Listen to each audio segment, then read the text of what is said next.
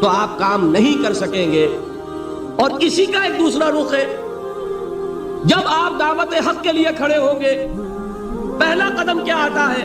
استہزاء، تمسخر، مذاق اڑانا، جس کی میں مثال اب دینا چاہتا ہوں محمد الرسول اللہ صلی اللہ علیہ وسلم کی شخصیت سے. دیکھیے ہم کیا اور ہماری بساط کیا، ہم کیا مبلغ ہوں گے، کیا داعی ہوں گے، ہمارے اپنے دامن پر داغ ہوتے ہیں، لیکن یہ کہ محمد الرسول اللہ کے دامن پر کوئی داغ تھا؟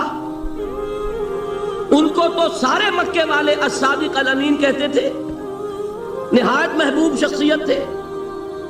ان کے لیے تو جا صادق، جا الامین، یہ الفاظ سننے میں آتے تھے، آنکھوں کا تارا. لیکن جب آپ نے دعوت اب شروع کی، اب قرآن مجید میں دیکھیے کسی نے کہا مجنون ہو گئے، دماغ خراب ہو گیا، پاگل ہو گئے، اجی شاعر ہے، کچھ شعر توڑ لیتے ہیں، ہم پر بہت جماتے ہیں. کسی نے کہا ساحر ہے، کچھ جادو سیکھ لیا. یہاں تک کہ ایسے بدبخت بھی پیدا ہوئے، قرآن میں ہے ساحر کذاب، سحر کرنے والا جادوگر نہایت جھوٹا. یہ الفاظ کہے جا رہے ہیں کس کی شان میں؟ محمد الرسول اللہ صلی اللہ علیہ وسلم. قرآن میں نقل کیا گیا یا ایھا الذی نزل علیہ الذکر انک لمجنون. کبھی آپ نے اس کا ترجمہ سوچا؟ اے وہ شخص، دیکھیے تصور کیجئے حضور جا رہے ہیں، تشریف لے جا رہے ہیں، کسی دعوت میں ہے، تبلیغ میں، یا ویسے ہی تشریف لے جا رہے ہیں، اور کوئی ایک جمگھٹا ہے لوگوں کا، ادھر سے فقرہ آتا ہے، تیر کی طرح لگتا ہے دل میں جا کر محمد کے صلی اللہ علیہ وسلم. اے وہ شخص جس کا یہ خیال ہے کہ اس پر کوئی ذکر نازل ہو رہا ہے، ہمارے خیال میں تو تمہارا دماغ خراب ہو گیا. یا ایھا الذی نزل علیہ الذکر انک لمجنون، کہا کہ نہیں کہا؟ اور یہ نہ سمجھیے کہ حضور صلی اللہ علیہ وسلم کے قلب مبارک کو تکلیف نہیں ہوتی تھی.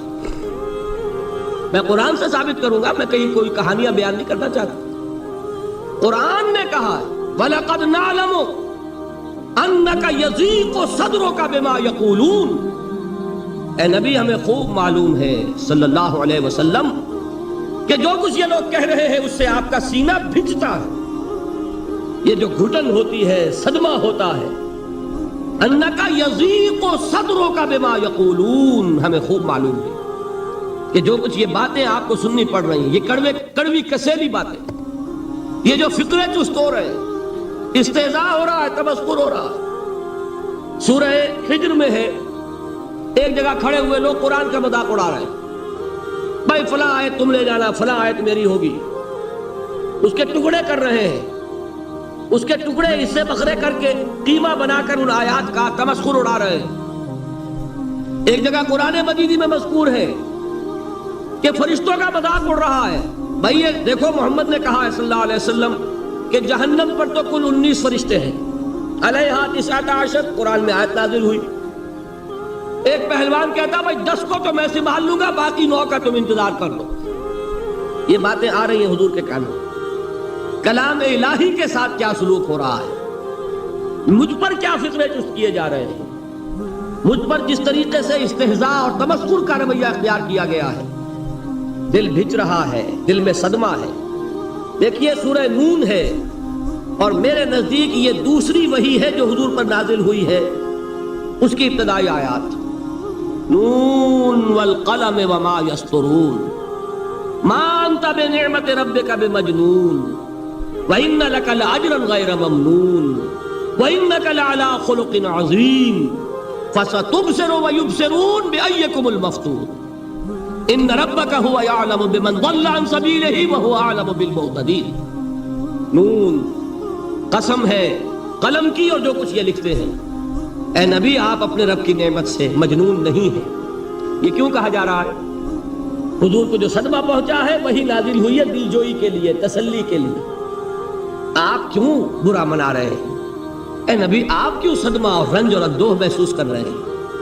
ان بدبختوں کے کہنے سے کوئی آپ مجنون ہو جائیں گے؟ مانتا بنعمت ربک بمجنون وَإِنَّ لَكَ لَأَجْرًا غَيْرَ مَمْنُونَ. آپ کو جو یہ صبر کرنا پڑ رہا ہے، آپ کو جو یہ جھیلنا پڑ رہا ہے، اس کی وجہ سے آپ کو وہ اجر ملے گا جس کا سلسلہ کبھی منقطع نہیں ہوگا. وَإِنَّكَ لَعَلَىٰ خُلُقٍ عَظِيمٍ.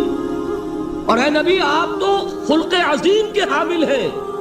آپ کا اخلاق، آپ کا کردار، آپ کی سیرت، آپ کی شخصیت میں طہارت، نفاست، پاکیزگی، آج تک دنیا نے کوئی پاگل، کوئی مجنون ایسا بھی دیکھا؟